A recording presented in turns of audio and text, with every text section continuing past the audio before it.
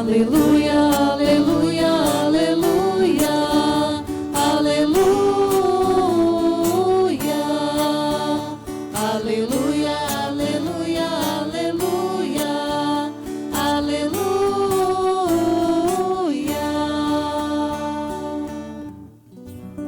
Eu sou o pão vivo descido do céu. Quem deste pão come sempre há de viver. Aleluia, aleluia, aleluia, aleluia, aleluia, aleluia, aleluia, aleluia.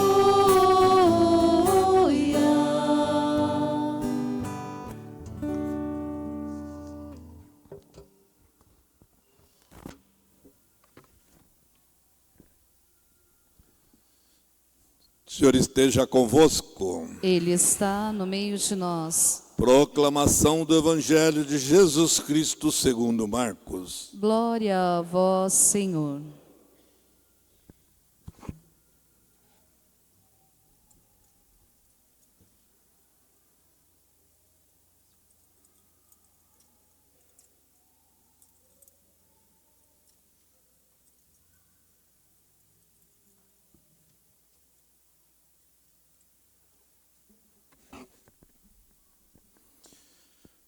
No primeiro dia dos ázimos, quando se imolava o cordeiro pascal, os discípulos disseram a Jesus: onde queres que façamos os preparativos para comeres a Páscoa?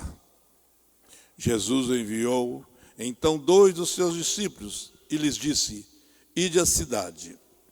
Um homem carregando um jarro de água virá ao vosso encontro. Segui-o e dizei ao dono da casa em que ele entrar: o mestre manda dizer, onde está a sala em que vou comer a Páscoa com meus discípulos? Então ele vos mostrará no andar de cima uma grande sala arrumada com almofadas. Ali fareis os preparativos para nós. Os discípulos saíram e foram à cidade. Encontraram tudo como Jesus havia dito e prepararam a Páscoa. Enquanto comiam, Jesus tomou o pão e, tendo pronunciado a bênção, partiu-o e entregou-lhes, dizendo: tomai isto, é o meu corpo. Em seguida, tomou o cálice, deu graças, entregou-lhes e todos beberam dele. Jesus lhe disse: isto é o meu sangue, o sangue da aliança, que é derramado em favor de muitos. Em verdade vos digo, não beberei mais do fruto da videira até o dia em que beberei o vinho novo no reino de Deus. Depois de terem cantado o hino, foram para o Monte das Oliveiras. Palavra da salvação. Glória a vós, Senhor.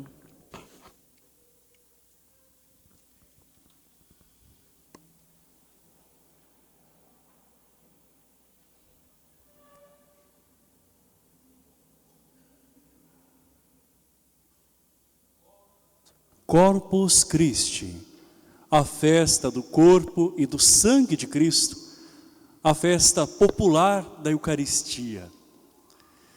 Hoje, nós refletimos sobre esta presença viva e real de Jesus em meio a nós. Nessa celebração, nós podemos mergulhar neste grande mistério do sacrifício de Jesus e também da nova e eterna aliança que Ele estabelece. Esta aliança é selada com algo muito precioso. Mas antes disso, vamos lá no início, tendo como ponto de partida a ceia dos judeus. Os costumes daquele povo que Deus escolheu. Quando Deus ele concede os mandamentos ao povo de Israel, havia entre esse povo um costume de sempre selar um contrato com o sangue de animais, de vítimas que eram oferecidas, não é? E Moisés, ao relembrar os mandamentos do Senhor a todo o povo e convocar esse povo a colocar em prática todas essas instruções de Deus que nos ama, Moisés então toma um pouco daquele sangue e a outra metade ele asperge sobre o povo, bem como sobre o altar. O sangue é sinal de vida. Quando a gente diz que alguém deu o sangue, quer dizer que alguém realmente se entregou, não é? Fez aquilo com amor, com dedicação. Jesus nos dá o seu sangue. E já no Antigo Testamento havia essa concepção do sangue como uma representação da vida. O sangue sobre o povo, o sangue sobre o altar, representa esta comunhão de Deus com as pessoas, com a humanidade. É a aliança que o Senhor sela com o seu povo lá no Antigo Testamento. E nós vemos muito bem que na ceia judaica há também um cordeiro que é imolado, cujo sangue é colocado nas portas da casa dos hebreus, dos israelitas. Tudo isso nós resgatamos na história do povo de Deus para chegar à nova e eterna aliança, que é justamente essa da qual nós participamos. Já não mais com o sangue de animais, mas com o sangue de Jesus Cristo, que se fez homem e que no seu sacrifício único e perfeito redime toda a humanidade. É o sacrifício da cruz. E ao mesmo tempo, esta ceia na qual ele reúne em torno dele os seus irmãos e irmãs, os nossos irmãos e irmãs, porque passam a ser irmãos a partir de Cristo.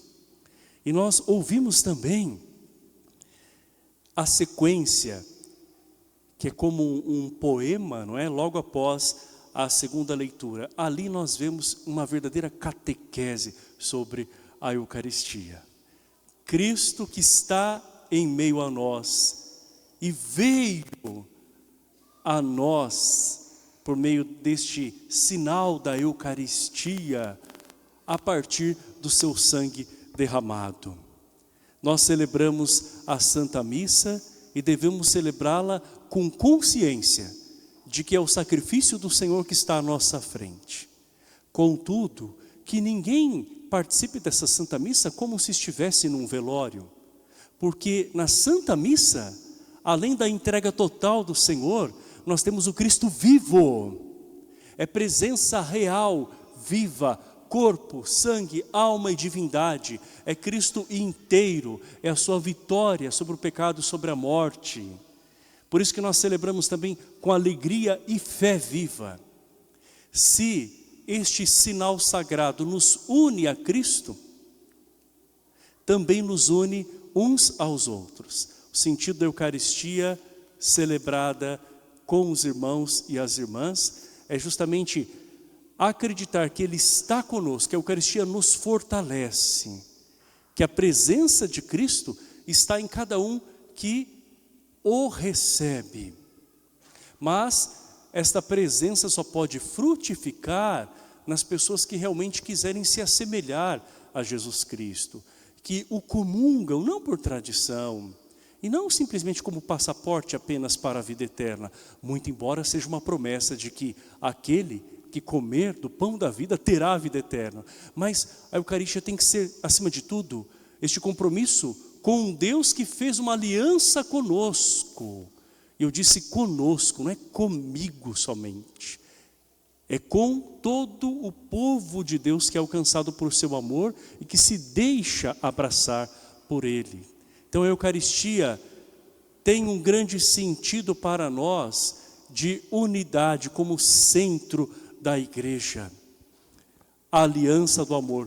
Uma das maiores expressões do amor de Deus se encontram na Eucaristia. É por isso que hoje a igreja publicamente demonstra a sua fé saindo pelas ruas com louvores, com cânticos, tendo Jesus Cristo eucarístico à frente, como toda uma comunidade que vai seguindo sempre adiante, tendo o Senhor a nos guiar. E uma comunidade que caminha unida, uma comunidade que vê nele as razões para se unir, ainda que haja muitas diferenças entre nós. O Cristo eucarístico adentra o coração do rico e do pobre,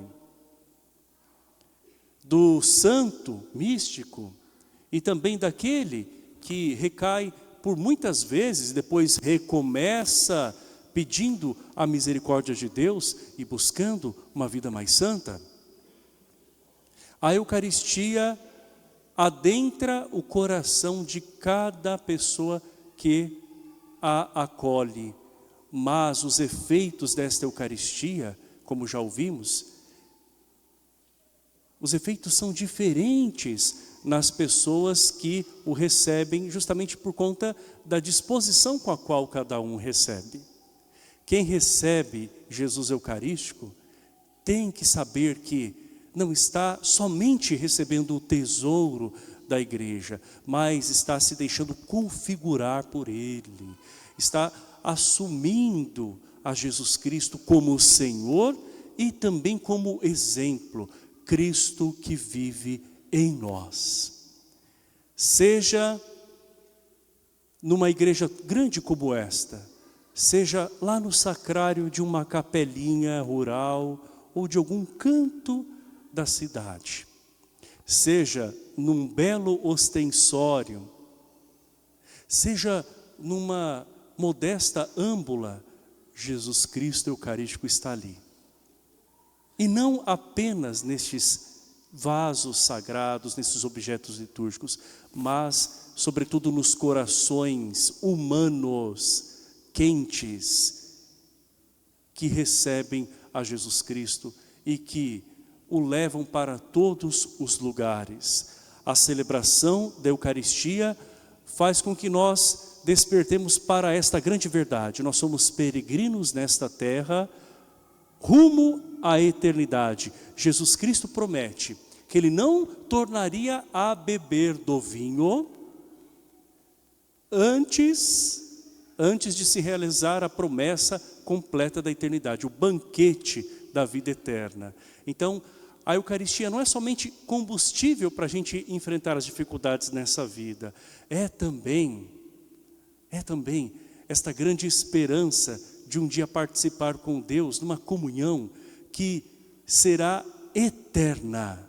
Então nós já temos acesso ao céu, vislumbrando, ainda que não completamente, nós temos acesso ao céu ao receber a Eucaristia. E um dia, depois de caminharmos com Ele, perseverantes, fiéis, como povo de Deus, como igreja, teremos também acesso a essa salvação que Ele nos deu e que nós queremos buscar dia após dia, nos transformando nele. A Eucaristia se apresenta para nós como que a presença de Cristo encoberta por um véu, na aparência do pão e do vinho.